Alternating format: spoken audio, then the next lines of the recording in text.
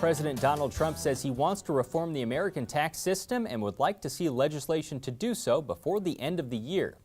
Because there isn't a definitive plan, specific details are unknown, but there have been proposed changes that could impact farm operations, including eliminating many deductions and new tax rates for corporations and small businesses. Earlier this week, Tina Barrett from Nebraska Farm Business Inc. joined us to give an overview of possible changes.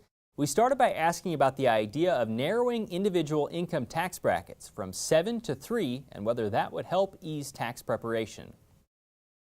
So, a lot of times people think that's a big simplification, but really it's just a math formula. So we're talking about less brackets.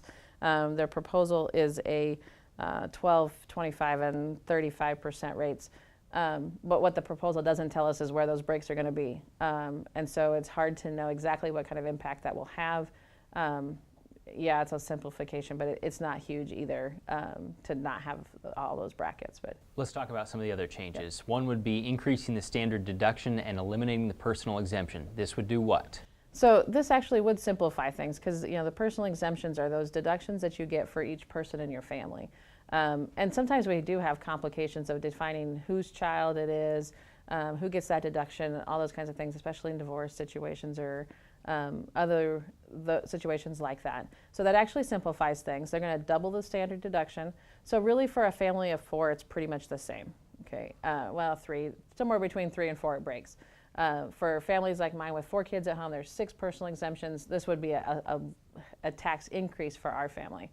So it really just depends on your size of your family and where you're at. But there would also be changes to the child tax credit? Right, that's the other proposal is for those kids who are under the age of 17 at the end of the year. Right now we get a $1,000 child tax credit for that. The proposal just says to increase it. We don't know how much of an increase, but this is a credit rather than a deduction. So a $1,000 increase in the child tax credit would pretty much equate to a $4,000 deduction for most families. So it kind of goes back and forth. They also said they would increase the limit for income who gets to take that. Right now, if your adjusted gross income is over 110, you don't get it. And so again, no number there, but depending on how high that goes up, that could encompass quite a few more families. You said one thing that could help simplify things is eliminating the alternative minimum tax, the AMT. Why is that? Well, so it's just a complex part of the tax code that was put in place a long time ago. And we've talked about it several times because they didn't increase the place where it would kick in for inflation. And so they've brought that up, but it's still something that hits a fair number, a significant number of farm returns that we prepare. But really what it's there to do is to keep high income taxpayers from taking too many tax benefits. And at the time it was put into place, they were talking about the top 5% of tax preparers, and now are encompassing a large percentage. So it would go a long ways to eliminating that and helping out a lot of farms. Describe the potential changes to itemized deductions.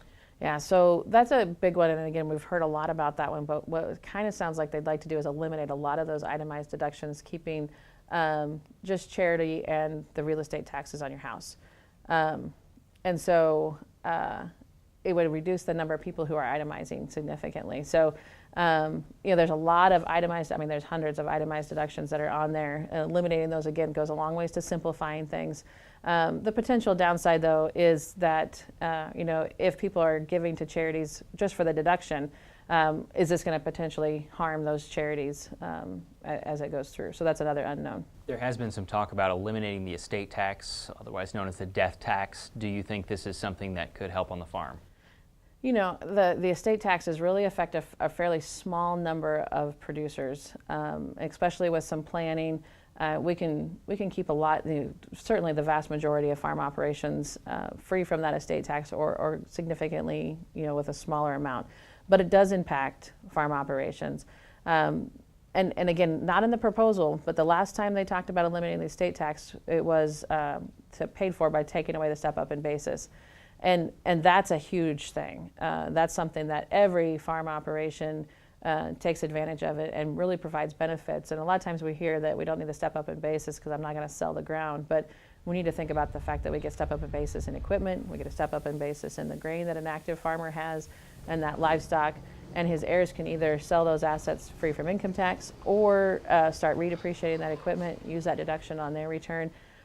For most operations, that's a better gift than elimination of the estate tax. So We got to figure out what we can do. If we could eliminate the estate tax and keep full step-up in basis, great. But with budget issues the way they are, it seems highly unlikely. How might the tax rates change for small businesses and corporations? So the proposal has for individuals, partnerships, and S-corps, so anybody filing Schedule F or one of those other forms are going to be a flat maximum of 25%. So we're going to pull that down. That's pretty exciting to see happen.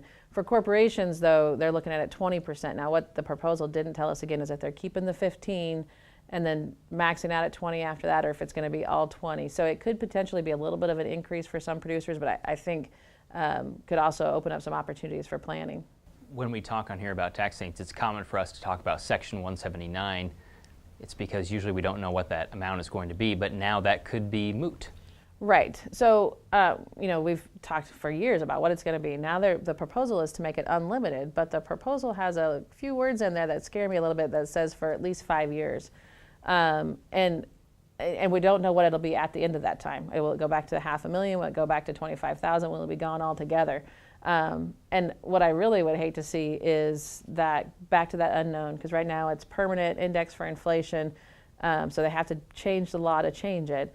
And really, for most farm operations, $500,000 is pretty close to unlimited. And so, I think if there was one thing that didn't happen in the proposal, that would be okay if it didn't happen. Okay, finally, this is perhaps one of the more followed in agriculture, the deduction for interest paid. Why is that so important? Well, it's a strange thing to not be able to take an ordinary and necessary business expense, and why interest would maybe not be classified as that is an interesting one.